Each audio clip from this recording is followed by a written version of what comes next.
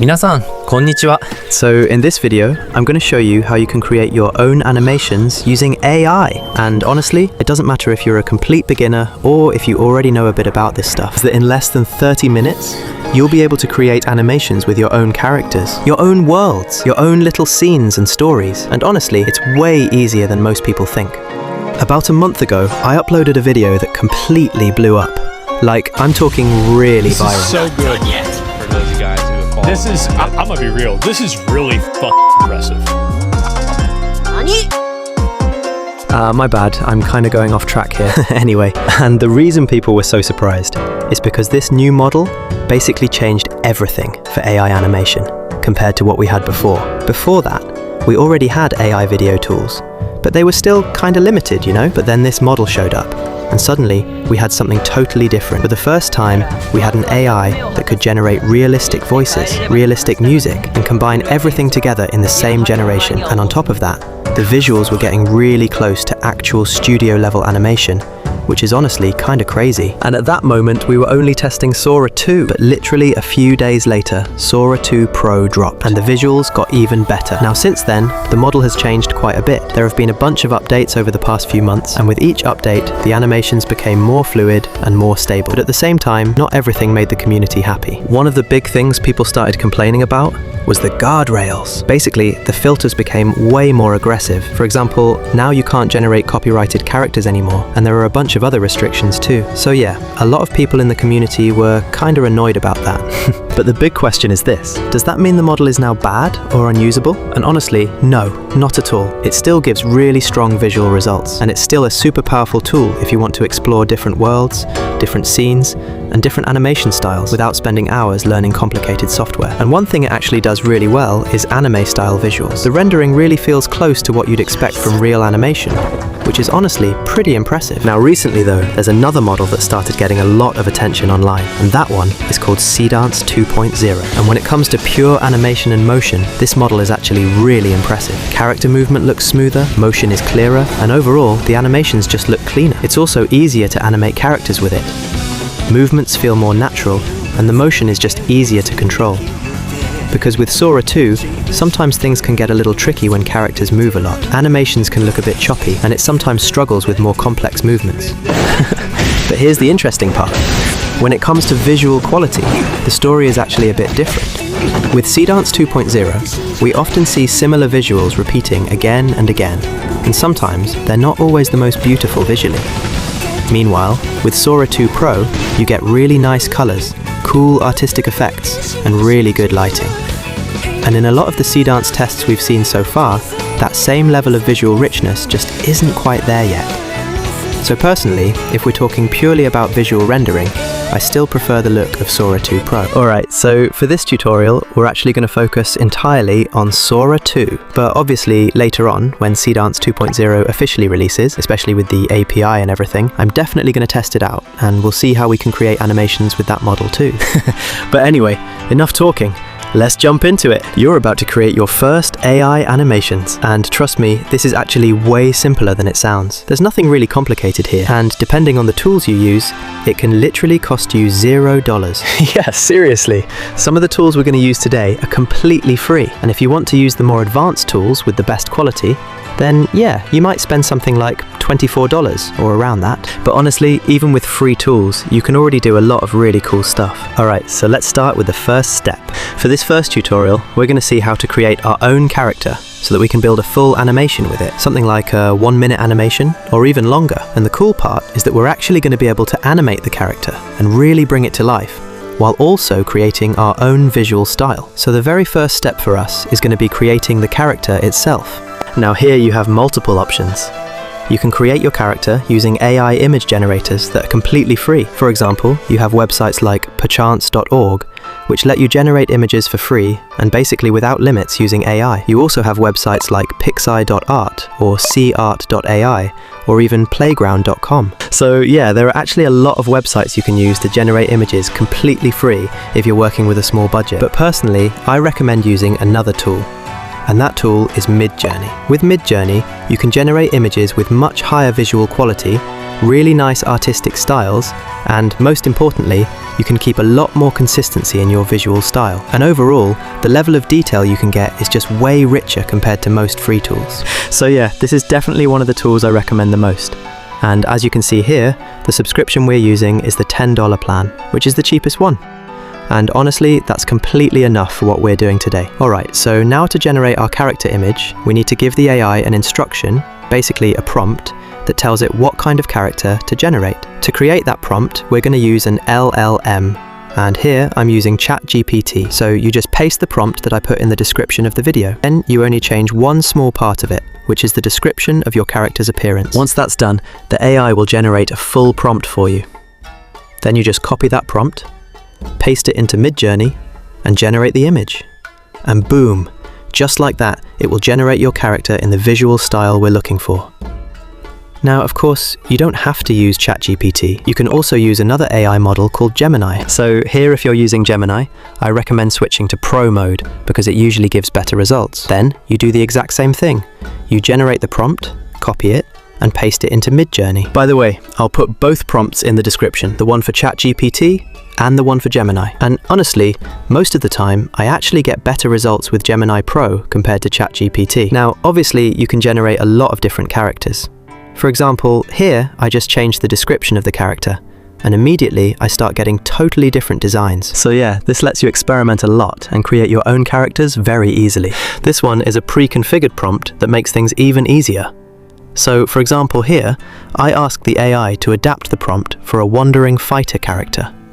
Then it generated a new prompt, which I pasted again into Midjourney, and that gave me this visual result. And the reason we're getting this specific style is because inside the prompt I referenced One Punch Man, but then, for example here, I asked the AI something different. I said now I want the character in the style of Vagabond, and I want it to be a male character. And here it's important to make sure Pro mode is selected. Then I simply describe what I want, because remember, AI is basically acting like an assistant, so don't hesitate to explain clearly what you want. The more context you give it, the better it can help you. So here the AI generates a new prompt again. I paste it into Midjourney. And as you can see, we're getting really nice lighting effects, a strong style. And now we finally have a character that looks really good visually. Alright, so now I want to show you something pretty cool. On my website, I actually built a tool called a prompt studio. And basically what this does is help you generate optimized prompts automatically, so you can create much better images way faster. So here on the site, you'll see there are different modes you can choose from. For example, there's a mode called Midjourney character, which helps you generate anime-style characters with specific visual aesthetics.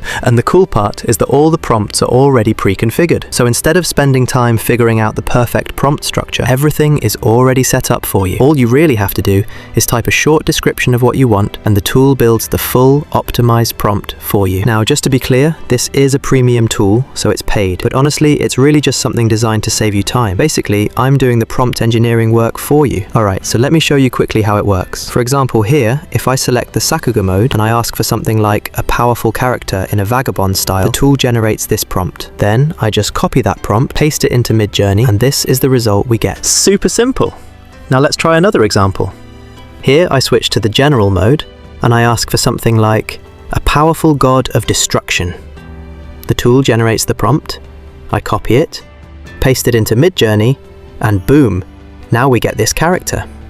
So as you can see, everything is already pre-configured. You just type your idea and the prompt is ready. Alright, let's try another one. Here I switch to the chromatic mode. And this time, I ask for a girl with a slice of life kind of vibe.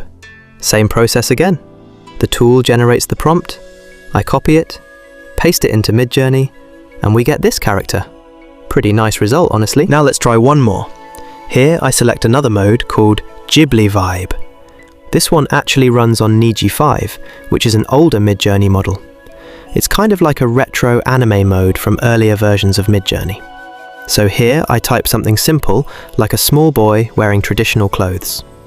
Generate the prompt, send it to Midjourney, and boom, we get this visual style. And as you can see, Niji 5 gives this really retro anime aesthetic, which is actually pretty cool. Alright, so now for my own character, I decided to go with something a little different. I created a small boy riding on top of a giant wolf. For this one, I used the chromatic mode. and I also decided to give the character a big helmet that completely hides his face. Now, to be honest, I didn't get the result I wanted on the first try. I had to generate a few times until I finally got a version that looked really good visually. And this is the character I'm going to use for the rest of the tutorial. Alright, perfect. Now we finally have the image of our character. We know what it looks like. So the next step is obvious. We want to animate it. We want to bring this character to life. And for that, we're going to use an image-to-video AI model that can animate the character.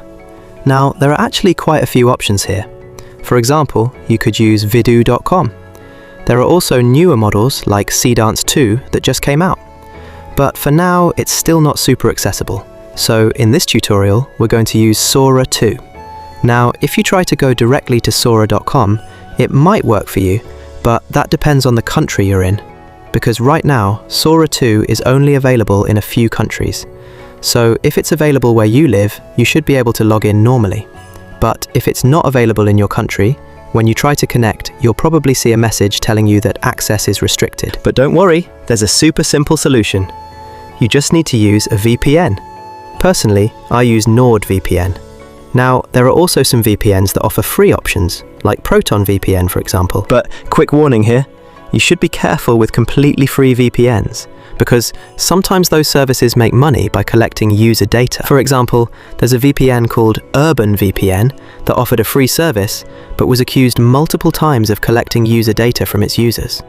So yeah, just something to keep in mind. If you use a paid VPN, like NordVPN or ProtonVPN, you usually won't run into those issues, and ProtonVPN actually has a free version that seems to be pretty safe if you want to try that. Personally though, I use NordVPN because it's simply faster than ProtonVPN. On NordVPN, you can connect to servers located in Japan, which usually works well with Sora. In my case, I actually use a dedicated US IP address. Basically, that means I always connect with the same personal IP address, which is just more convenient for me. Honestly, you can just connect to the United States or any country where the model is available, and it should work. Alright, so once that's done, you should now have access to Sora 2 on Sora.com. Just create your account and you're ready to go. And if you ever run into problems, don't hesitate to ask for help on the Discord server. You'll find the link on the website and also in the description of this video. Alright, perfect. So now we can finally animate our character. All I have to do is upload the image of my character, select the anime style right here, because that usually gives better and smoother result, and then just write my prompt. Now, the question is, what exactly should we tell the AI so it does what we want? Well, the first approach I usually take is honestly a pretty simple one. I just describe the scene I want with a short and concise sentence. So, for example here, I just say something like, a boy riding on a giant wolf. And I describe the environment a little bit. Like I say, he's standing on a large plain. And I also describe the visual mood a bit. For example, saying the plain has this orange tone, kind of like a sunset atmosphere. So yeah, nothing crazy, just a simple description of what is happening and the background of the scene. And the result is actually exactly what I was looking for. My character is animated, the scene is there, and honestly, it was super easy.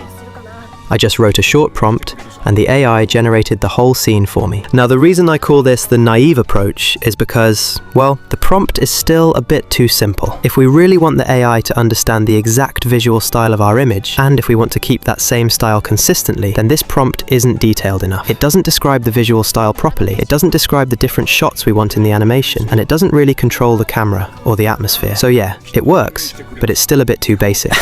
So now the real question becomes, how do we create better prompts? Prompts that give us better camera movements, better shots, maybe even some cinematic effects. Well, for that, we need a little help. And when we need help, we call another AI. So for that, we are going to use an LLM. And in this case, we will use ChatGPT. Now, I already prepared a prompt for you. What we are going to do is paste that prompt into ChatGPT. And inside the prompt, there is a small section where we just insert our scene description. Basically, we take the sentence we wrote earlier and we put it between quotation marks in the prompt. Then, ChatGPT generates a much more detailed prompt for us. And if you look at the result, you will notice something interesting. Instead of just describing the scene, the prompt actually describes all the shots of the sequence. It explains what happens in the animation, step by step. It describes the camera movements, the visual atmosphere, and even the lighting effects. So basically, it turns our simple idea into a fully structured cinematic prompt. Now I take that prompt, go back into Sora to upload my image again, select the anime style, paste the new prompt, and this is the result we get. And as you can see, the sequence is already much more interesting. We have different camera shots, better lighting, stronger contrasts, and the visual atmosphere stays much closer to our original image. So overall, the scene feels way more cinematic and controlled. Now I generate another sequence, but this time I do not need to rewrite everything, because the AI already remembers the context of what we were doing. So I simply describe the next scene that I want the AI to generate, and now we get this second clip. But here something interesting happens. If you look closely, you will notice the visual style suddenly looks a bit more 3D. It does not perfectly match the style of our original image anymore, and the reason for that is simple. The prompt we gave the AI mainly controls the shots and the camera movements, but it does not fully control the visual style consistency. The AI is actually doing exactly what we asked. It is recreating all the shots we described, which is pretty cool actually, because it means the system works really well. If we want the animation to always keep the exact same visual style as our original image, then we need to refine the prompt a bit more. So this is the first real refinement we need to do. We need to control the visual style consistency. And do not worry, I already prepared that part for you. I created another prompt that you will find in the video description. And this one is specifically designed to maintain the same visual style. So what I did is pretty simple. At the end of the prompt, I asked the AI to describe things like the color palette, the lighting, the shading, and other visual elements. But instead of long sentences, I asked it to write them as keywords. Now, how do I know that works? Well, honestly, a lot of testing. I spent a lot of time experimenting with different prompts and different structures, and through testing, I noticed that adding these visual keywords helps the AI maintain a much more consistent visual style. Of course, this can always be refined even more, but this version is short, simple, and already works really well. So now if we look at the new prompt, you will see something interesting. We still have all the different shots of the sequence, but at the end, we now have a visual style section made of keywords. And that is what helps keep the visual style consistent. So now, when I run this prompt in Sora 2, this is the kind of sequence we get. And as you can see, the colors are now much closer to our original image. The lighting matches better. The overall aesthetic is way more consistent. The AI still generates all the camera shots, the movements, the scene transitions, but for us, the process stays incredibly simple. Alright, so all we really do is write a short sentence describing the scene. And the AI, thanks to our structured prompt, takes care of everything else. Which means we can basically create full animations just by writing a few simple sentences and letting the AI handle the rest. Alright, so what even are these shots, yeah? And the camera movements people keep banging on about? Basically, it's just the language of cinema that lets you describe a scene to the AI. It's how filmmakers describe what the camera sees and how the scene unfolds. And the cool thing is, our AI totally gets that language and can turn it straight into animation. Pretty epic, right? In this tutorial, the AI is pretty much doing all the heavy lifting for us, right? Like ChatGPT, it's the one churning out those detailed prompts and describing all the shots. But it's still super helpful to get what's going on behind the scenes, innit? And to at least grasp some of the basic terms. This is going to be super quick, I promise. In 2 minutes, you'll totally get what shots are and all those cool camera movements. And once we've nailed that down, we can jump right back into generating our next scenes. It's going to be epic. Right, so a shot in filmmaking is basically just how far the camera is from your subject, yeah? That's it. So if you're thinking, okay, I really want to show their face, all the emotions in that, you'd go for a close view. And in film talk, that's called a close-up. And if you want to get even tighter, really close, focusing on tiny details, like someone's eye, then you're talking about an extreme close-up. If you're thinking, okay, I want to see a bit more of the character, like their whole upper body, you just gotta move the camera back a bit, yeah? That's what we call a medium shot. And if you really want to place them in the environment, properly show where they are, you go even further back. That's a long shot. And for that epic scale, where the character looks tiny in a massive world, that's an extreme long shot. Sometimes too, before anything even happens, you just want to show the place. That's called an establishing shot. So yeah, shots are basically just about distance and framing. And honestly, with just these few concepts, you can already do a lot. Now let's talk about camera movements. Once you know where your camera is, the next question is super simple. Does the camera move, or does it stay still? So the most basic thing, yeah, is zooming in when the camera gets closer to the character, and zooming out, obviously, when it moves away. Another really common one is the dolly. A dolly in is when the camera actually moves forward toward the character, which is great for emotion or intensity. And a dolly out is the opposite. It pulls back, and often makes the scene feel more empty or isolated. Right, so you also have side movements, like a pan. That's when the camera moves left or right, for example, to follow a character or reveal part of the scene. And vertical movements too, like a tilt up or a tilt down. These are great to show height, scale, or importance. Sometimes the camera literally follows the character as they move. That's what we call a tracking shot. Alright, so imagine you're trying to set up this really cool scene, yeah? Let's say you want to create a moment where your character looks proper chilled at first, and then everything around them just starts to get super intense. You could totally ask the AI for a medium shot of your character to begin with. Then, as the emotion builds, you'd ask for a slow dolly in to get closer to their face. Or maybe you start with an extreme close-up on their eyes, and then slowly zoom out to reveal the whole environment. Pretty neat, right? Alright, so now you have a bit of that vocabulary, so you understand a little better what is actually happening under the hood. Now when it comes to generating our scenes, you can see it is actually very simple. We just need to write small, simple sentences that describe what we want to see, what is happening in the action, and also the background of the scene. For example here, I can just write something like, I want a scene where the wolf is moving toward the village. Then the AI generates the prompt for me. I send that prompt into Sora 2, and this is the scene I get. And as you can see, the wolf is clearly moving toward the village, and the scene already feels quite dynamic. Isn't that just brilliant? I can just ask for another scene, like a group of soldiers blocking the path, right? And the AI just whips up the prompt for me. Then I send it off to Sora 2, and boom, we get the next scene. So you can totally see we're getting some visual consistency, which is awesome. But honestly, when it comes to the scenes themselves, you can definitely feel there's still room for improvement. I can totally ask for another scene, like, imagine the boy just attacking the soldiers using some powerful martial arts. And boom, we get a new scene, just like that, with some wicked visuals and a proper bit of dynamism. I knew it was you. You shouldn't have come back.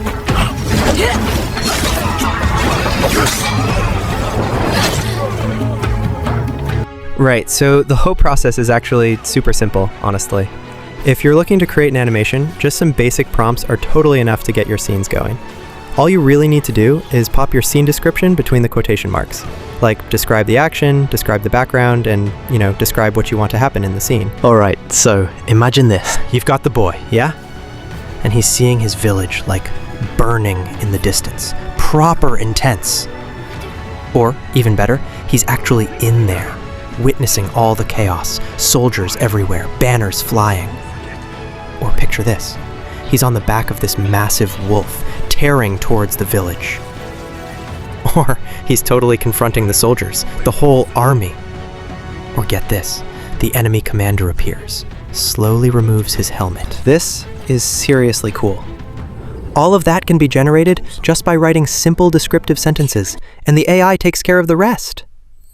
Now, you might remember the small adjustment we made earlier to keep the visual style more consistent. Well, you can actually do the same thing to make your scenes much richer. It's mind-blowing how easy it is to elevate your content with just a few tweaks. So if you want visual effects like impact frames, more dynamic camera movements, or more intense shot transitions, you can simply ask the AI to add those things in the prompt, just like we did earlier. And this process is what we call prompt engineering. Prompt engineering is basically the art of crafting your prompts so that the AI produces better and more visually interesting results. Personally, when I do prompt engineering, I usually prefer using Gemini, because most of the time it gives me better results, especially when using Gemini Pro. So make sure you select the Pro mode. Right, so the main thing with Gemini, yeah? Every single time you ask it to generate or even just improve a prompt for you, you've got to add this instruction. You say, do not generate any video, image, or media. Return the prompt as plain text between quotes. Seriously, do it! Because if you don't, Gemini might just start making actual media instead of giving you the prompt, which is totally not what we're after, is it? If we want to really amp up a scene we've already got, make it super dynamic, right? I can just tell the AI, hey, give me some more aggressive camera movements, faster shot transitions, and here's the cool bit, add visual effects keywords in Japanese, and boom. When we hit go on that prompt, we get this incredible scene. Now you can see the visual effects are much more interesting. We have stronger contrast changes, we have speedline effects, and the animation feels more dynamic. The AI understood what we asked and modified the animation accordingly. Now I can try pushing things even further by asking the AI to make the scene even more intense and even more aggressive in terms of pacing, and I get another version of the scene. In this case, the result is not necessarily better than the previous one. You know, sometimes the first go isn't always the best, and that's totally fine, honestly. Prompt engineering, it's not about getting it perfect right away. It's all about tweaking, you know? You get an output, you see what works, what doesn't, and then you just refine it, step by step. That's how it goes. Alright, so here is an example of a project that I created entirely using prompt engineering. In this animation, you can see there are a lot of visual effects, and that is completely intentional, because that is exactly what I wanted. I wanted very powerful visual effects, very strong impact frames, very intense visuals. So to get that result, I had to refine my prompts again and again, making a lot of adjustments until I finally reached the exact result I was looking for. And to create the whole animation you see here, I actually had to go through dozens and dozens of messages with the AI, refining prompts, discussing ideas, adjusting instructions, until I finally had all the prompts I needed to build the full animation. So prompt engineering definitely takes time. For example, here you can see part of the conversation. These messages alone are what allowed me to generate the entire animation. It's basically just a chat with the AI where you explain what you wanted to create. It's almost like talking to another human, you know, trying to explain what you're looking for. So you just describe what you want, you ask for changes, you adjust things, and little by little the AI understands what you're trying to create. So in the end, it's really just a dialogue with your AI assistant where you guide it and ask it to modify things step by step. Now, as you probably noticed, this method has one big weakness. Every time you start a new project, you have to refine your prompts again, and that can become a bit of a problem, innit? Takes a bit of time. So since then, I actually changed my method. Now, instead, I create something called system prompts. A system prompt is basically a full set of instructions that tells the AI exactly how it should behave when you give it a prompt. It's a game changer, honestly. You create that system once, and after that, every time you start a new project, you only need to write a simple scene description, and the AI automatically generates the optimized prompt for you. And honestly, this saves an incredible amount of time. This is now the method I personally use most of the time. I build my own system prompts where I define all the rules and instructions for the AI. For example, on Gemini, you can create this by going into Gems, then clicking New Gem, and inside the instructions section, you write all the instructions you want the AI to follow. So, for example, I created a gem where I placed all my instructions, and now, whenever I want to generate a scene, I just select my gem, write my scene description, upload my image, and the AI directly generates the optimized prompt for me. This is literally a game changer. So like, now whenever I want to make a video, I just hop on my gem, yeah? I just type out my idea, bung in an image, and boom, the AI just sorts out the perfect prompt for me. It's mad. I don't have to spend ages faffing about with prompts anymore. And guess what? You can totally do this on ChatGPT too, with their new GPTs. You simply go to Explore GPTs, click Create, and there you can build your own custom GPT with your instructions. Now, the goal of this tutorial isn't to teach you how to build the perfect GPT straight away. This is mainly for beginners, you know, people who maybe never used AI before and just want to create their first animation from start to finish. Alright, so like that's why we're not diving super deep into prompt engineering right now. But at least you get the gist of how the pros do it, yeah? Now, if you remember from my website, we chatted about the Nidji character tool.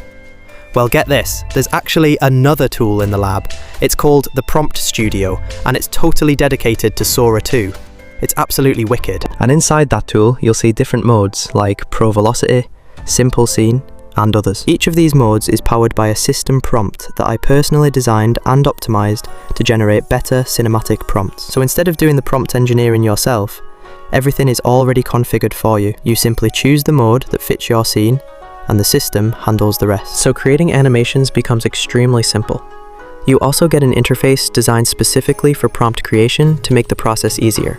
And the interesting part is that this tool is actually the same tool that I personally use to create my own animations. So whenever I need new features or new modes, I simply add them myself depending on my needs. So in a way, it is like I am doing the prompt engineering for you. You just focus on creating your animation, and the system takes care of optimizing the prompts. For example, here I upload an image that matches the visual style of my character. Then I select a mode, like the Pro mode, which works well for most scenes in an animation. Action scenes usually require a different mode because each mode has its own specialty and performs better for specific types of scenes, you know? Right, so then I just describe the scene, you know, the background, what the character looks like, the whole situation. But honestly, I keep it super brief, really simple. Then I hit generate, and the system just whips up this amazing optimized prompt for me. I grab that, paste it into Sora 2, and boom. I instantly get a scene that looks exactly like this. As you can see, there was no prompt engineering needed. I simply wrote a short description and instantly got a very interesting cinematic scene. You can see how much time and energy this saves compared to doing manual prompt engineering every time. Even for me, this tool has basically become part of my daily workflow. So beyond the prompt optimization modes, there are also these wicked additional tools right inside the interface. For example here, you can totally disable the memory feature. This is like extremely useful because it allows you to test the exact same prompt with different modes without the AI remembering previous instructions. On platforms like ChatGPT, the AI usually remembers what you told it earlier, which, you know, can sometimes totally influence the results. You can totally keep our chat fresh whenever you want. You get to choose if you want to enable memory or just switch it off depending on what you're doing. And get this, there's even a tiny eye icon. It lets you remove specific stuff from the memory, so it's not even considered anymore. Honestly, it makes messing around with ideas so much easier. So overall, the process of creating prompts becomes extremely simple. You can generate beautiful visual results with very little effort. You just write a short description, choose the appropriate mode, and the system generates the scene you need with the correct cinematic visuals automatically. Alright, so one last thing you should know is that each mode kind of has its own personality. For example, the mode you see here, called Velocity, was really designed for fast scenes, scenes with action and movement. So, if you have something like a character kicking a ball, or a scene where the character is running on the back of a wolf, this is usually the mode I will choose for that kind of scene. Each mode has its own strengths and its own specialty, and honestly, it's just brilliant. Now, of course you won't always get the perfect result on the first try, right? Sometimes you just need to select the right mode. Sometimes Sora 2 can freeze a little or struggle to animate exactly what you asked for. But overall, these tools are a huge boost for your workflow. I simply generate the scenes I imagine in my head and that I need for my story using these tools. It's proper brilliant. If you're ever feeling a bit stuck, right? You can totally ask ChatGPT to help you out. Seriously, it's proper good for describing scenes. Like, say you've got an idea, yeah? You can ask it to whip up a sequence of scenes for you, almost like a storyboard. Makes it way easier to build your story and find that inspiration, you know? And boom! At that point, we've got all the clips we need for our animation. We've generated all the different scenes. Before moving to the final editing step, we first need to clean the clips for production. And by clean, I mean removing the watermark. Right now, if you are using the free trials or the Plus subscription, there is a watermark on the video. And the only way to remove it is by using an external tool. There are some free websites that can do it, and I will show you one that works well. First things first, you gotta go to your video. Then, if you're feeling a bit sneaky, you can totally edit the description. Like, if you don't want your prompt all out there for the world to see, yeah? After that, smash that poster button so your video actually goes public. Because before that, it's just a draft, isn't it? Then, head over to your profile, open up the video, and copy the URL. Now, here's the magic bit. Go to DIYY.com and paste that URL in. It'll automatically remove the watermark. The only downside is that you temporarily need to make the video public. But afterwards, you can delete the video from your profile if you don't want it to stay public. Another method to avoid watermarks completely is to use the Sora 2 API. But personally, I don't use that method because the model available through the API doesn't produce the same visual quality as the one on the website. The website version, yeah, it usually gives way better visual results, trust me. Now, the final step, and this is where it all comes together, is to use some video editing software to combine all the clips, create a longer animation, add some bangin' music, remove any bad segments, and build the final sequence. Personally, I totally recommend using CapCut. You can just search CapCut download, go to their website, and download the software. When you open CapCut, you'll see your list of projects. Then you click Create Project, and a whole new workspace just opens up for you. Next, you take all those amazing videos where you've removed the watermark, you know the ones, and you just drag and drop them straight into the project. You can also click import if you prefer, totally up to you. Now you simply drag one of those awesome clips onto the timeline. And once that clip is on the timeline, that's when the magic happens, and you can start assembling your animation. If you want to add another clip, you just place it next to the first one. Our goal here is to create a smooth sequence of scenes, so we will remove parts that do not work, or move clips around until the animation flows better. For example here, I feel like this part is a bit repetitive because we already see the character and the wolf from far away. So I want to remove that section. I move the cursor on the timeline, select the clip, and use the cut tool to remove everything on the right side of the clip.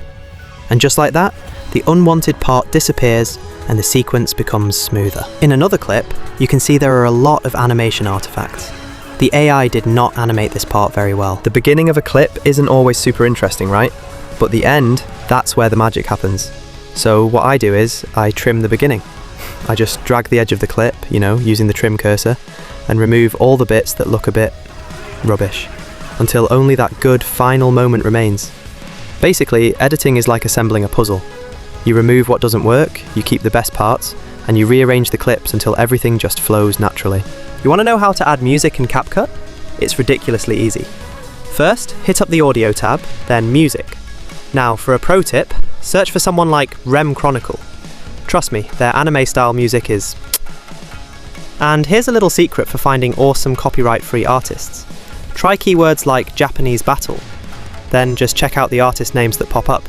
You'll find some gems. For example here, there's an artist called Buta-san. So you search for that artist name, and you will get access to all their tracks. Personally, I spend ages collecting names of good artists and building my own list for my animations. And seriously, I can't recommend Rem Chronicle enough, but definitely explore and find your own faves.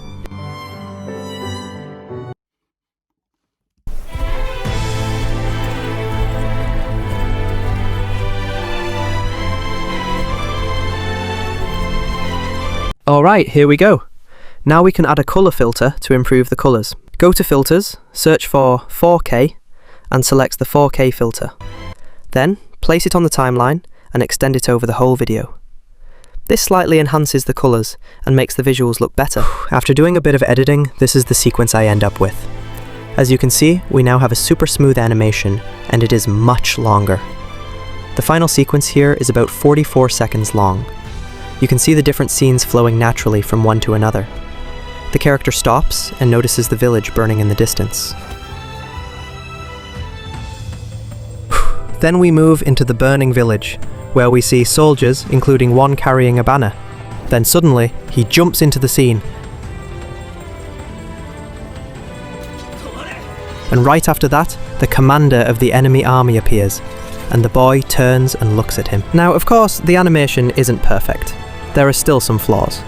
For example, one thing I noticed is that the scene could use more dynamism. Right now, we do not really see the character running or moving fast enough.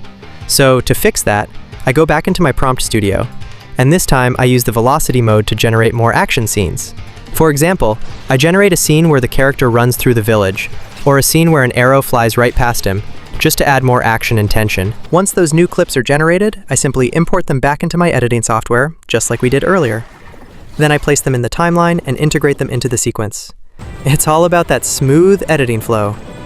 For example, in this scene, the wolf starts running, and we get a really nice dodge movement. But at the end, you can see the wolf duplicates, which is just an AI artifact in it. Alright, so basically what I do, right, is I grab the end of the clip, yeah? Then I just slide my cursor over, the trim tool pops up, and bam! I snip off all the rubbish bits, only keeping the absolute gold, It's like, why would you keep the boring stuff? Then I just rinse and repeat for all the other clips. Get rid of any weird glitches, chop out the awkward silences, and then I just jigsaw everything together on the timeline. Easy peasy. The goal is always to create a super smooth, coherent animation that just feels more interesting visually, And get this, you can add sound effects so easily. Just type sound effect in the search bar and hit the sound effects tab on the left. For example, if I search explosion, I can preview all these different explosion sounds. Then I just pick the one that totally fits my scene and boom, place it directly into the project. Alright, so this is what I do, yeah?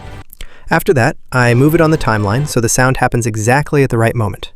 I simply move the timeline cursor until it matches the action and adjust the sound effect position. And if you want to hear the sound effects more clearly, you can click the clip, go into audio and increase the volume. Alright guys, check this out. After like 30 minutes of pure grind, our animation is officially finished!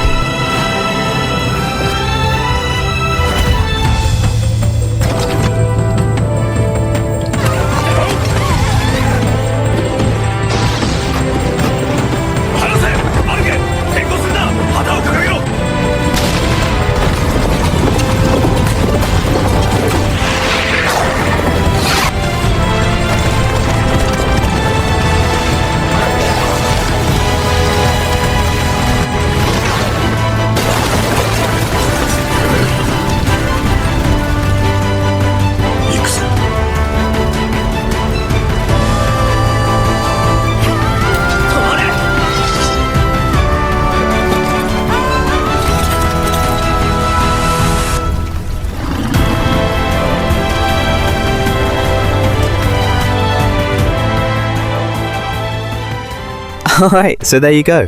Now we generated our animation, and honestly, you saw it. It was not that complicated.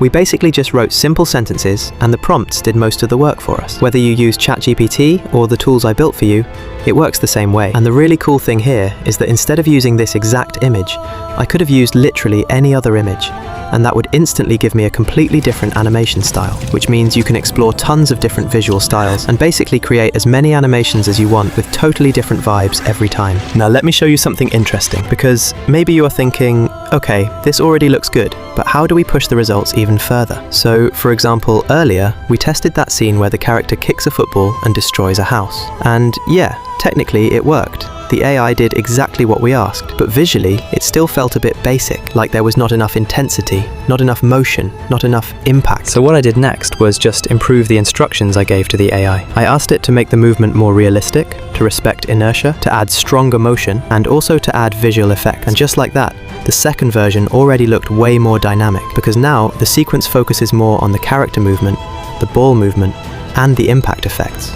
So the whole thing feels more alive. And this is exactly why prompt engineering with Sora is kind of its own skill, honestly. It is something you get better at over time, by testing things again and again.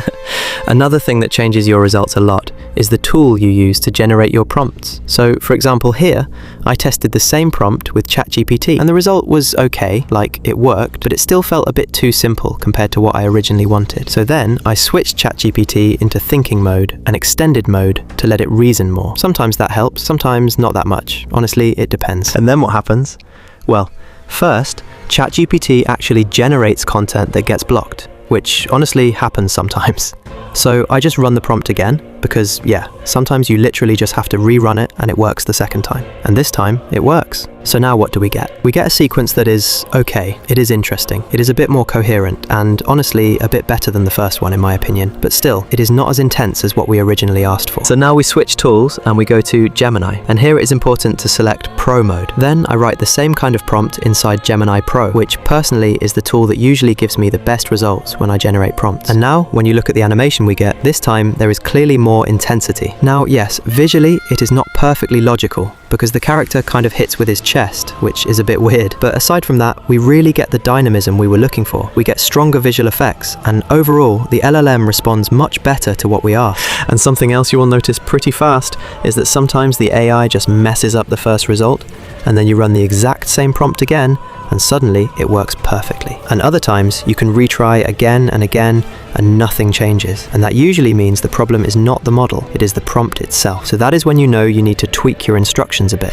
This also happens with Seedance too. I literally used the exact same prompt twice. The first result worked, but the visual quality honestly wasn't that clean. So I just ran it again without changing anything, and right away it looked way better. Cleaner effects, stronger scene. Sometimes you really just need to regenerate and it fixes itself. Sometimes it's literally just the model you're using that changes absolutely everything. Like, for example, when it comes to camera movement with Sora 2 Pro, you usually get way sicker camera motion, and it's just so much easier to pull off. Plus, with the HD mode inside Sora 2 Pro, you get this super clean visual rendering. Like the kind of insane visual quality you just literally can't get with the regular Sora 2. So yeah, basically what this means is there are a ton of parameters messing with your videos. There's just a lot of stuff happening all at once, and they all interact with each other. And that's exactly why prompt engineering feels super experimental at first. You gotta just play around, tweak stuff, test different versions, and slowly learn how the model reacts until you finally start actually controlling the thing. Alright, so another thing you guys need to know is that models definitely do not all react the same way. Like with Sora 2, prompt engineering lets you control way more stuff. Compared to some other models where sometimes you ask for a specific thing and they just totally flop and don't respond how you expect, just because they literally just don't know. Just because they literally can't do it. So the easiest way to get this is to just think about AI models like different people, you know? Each one has its own personality. Sora 2, for example, is the kind of model that actually listens to you when you drop super detailed instructions. Meanwhile, some other models, you can ask for something specific and they straight up ignore you because they just aren't built for that vibe. For example, a model such as Seedance 2.0 will totally ignore style-related instructions a lot of the time. Not because it's broken or anything, but because it just struggles way more with keeping a strong visual identity, consistent lighting and shading compared to Sora 2. Right, so like for example, at one point I really needed the AI to generate some more realistic character movement. So what I did was, I created a specific mode where, inside the prompt, I explicitly asked for motion that respects physics, inertia, natural body movement, stuff like that. And as soon as I added those instructions, the animation immediately started looking way more believable. And another example is when I wanted stronger cinematic camera movement, which normally is easier to get with Sora 2 Pro. But here, I still wanted something similar using Sora 2. So again, I created a dedicated mode with a structured prompt, where I explicitly asked for cinematic camera motion, deeper framing, stronger camera movement. And the AI actually understood that really well, which gave me more depth and way more interesting camera motion in the final animation. So originally, I actually wanted to release a course about High-Law 2, but when Sora 2 came out, I decided to switch the whole thing to Sora 2 because it was supposed to be easier to learn, and overall, it usually gives better results than High-Law. But while I was building the course and really trying to teach you how to write good prompts properly, I realized pretty quickly that this actually takes time to learn and requires some real skills first. So making a first course that specialized maybe wasn't the best idea. So at that point, I'd already made a full course like more than 40 minutes long, just to teach manual prompt engineering. You know, how to write better prompts, step by step, how to improve them and everything. But in the end, I had to drop the whole thing. Because the goal of this tutorial was really to help beginners create high quality animations easily, without needing to become experts in prompting. Alright, so you know how it is, right? I was messing around with some ideas and I just felt like something was missing from my usual setup. That's why I decided to dive headfirst into building this whole website. But seriously, building something like this, it's not a quick weekend project, you know. It takes absolutely ages, especially when you're the only one coding away. I mean, I've ended up creating over 150 different modes, each one tested individually, just so you guys have the perfect toolbox for generating prompts easily. You know, it's funny how things work out. I was just there, putting in all those hours, trying to get everything perfect. It felt like an endless task. And then, right when I thought I was getting somewhere, boom! OpenAI drops the news. Sora 2 just gone. Can you believe it?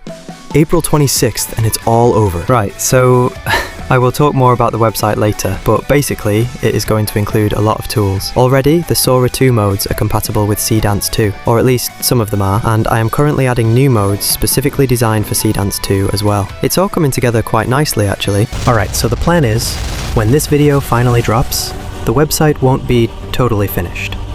I know, but honestly, it's already at a point where you can create some pretty amazing animations. We're talking strong visual effects and really good dynamism, all without you needing to be some kind of prompting expert. It's designed to be super intuitive, you know? So, that's exactly why I designed this in the first place. I really wanted a solution that would let anyone create prompts like a pro without spending hours refining them. I wanted to handle that part, so you can just focus on bringing your vision to life. Obviously, this is still super experimental, innit? It's a massive project, takes loads of time and a fair bit of cash, so I can't exactly scale it up just yet. Regarding alternatives to Sora 2, the main one right now is Seedance 2. The challenge with Seedance 2 isn't really character motion, because it actually handles that pretty well. The real challenge is getting strong visual rendering and interesting aesthetics instead of the default simple texture style. So a lot of the prompting work there will be about improving visual quality and style consistency. Right, so if you're watching this video, like right when it comes out, you've still got about a month, maybe a bit less actually, to create some cool animations with Sora 2, to just mess about with different styles in it. Slice of life, action anime, something totally wild. It really just depends on what you can dream up. Those animations? Just a few small examples I whipped up to show you the kind of stuff you'll be able to create yourself. Pretty cool, isn't it? So in this first one, what I wanted to test was something like a ninja or a samurai running across rooftops. You know, jumping from house to house, moving fast, staying stealthy, taking down other samurai quietly, and then climbing back onto the roofs again, jumping rooftop to rooftop, and finishing the whole sequence with a final attack at the end.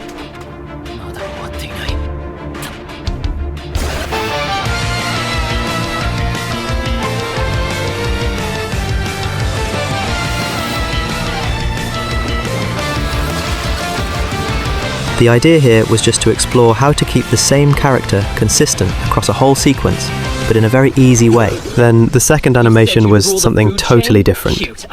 This time, I wanted to try something inspired by Jujutsu Kaisen, especially those crazy attack moments where you see multiple hands appearing everywhere during fights.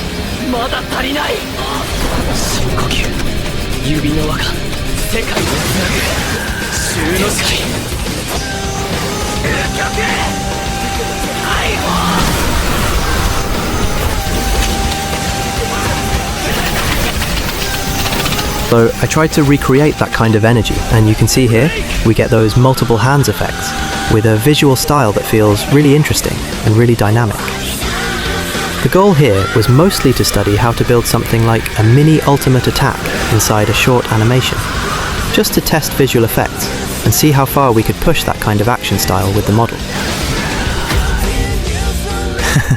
And after that, I switched to something way more chill, something more slice of life style. Here, we are clearly going for a Makoto Shinkai vibe. Yes, this one is not even trying to hide the inspiration. It is very close to that aesthetic. And finally, this last example comes from an image I originally generated inside Midjourney, and I animated it to create a small slice of life countryside scene with fruit fields and that kind of atmosphere. Something that feels more nostalgic, more like childhood memories and quiet summer moments. Alright, so that was me, Nagiko. Hope you guys are all doing well with your projects. Keep at it. And yeah, I'll catch you in the next one. See ya!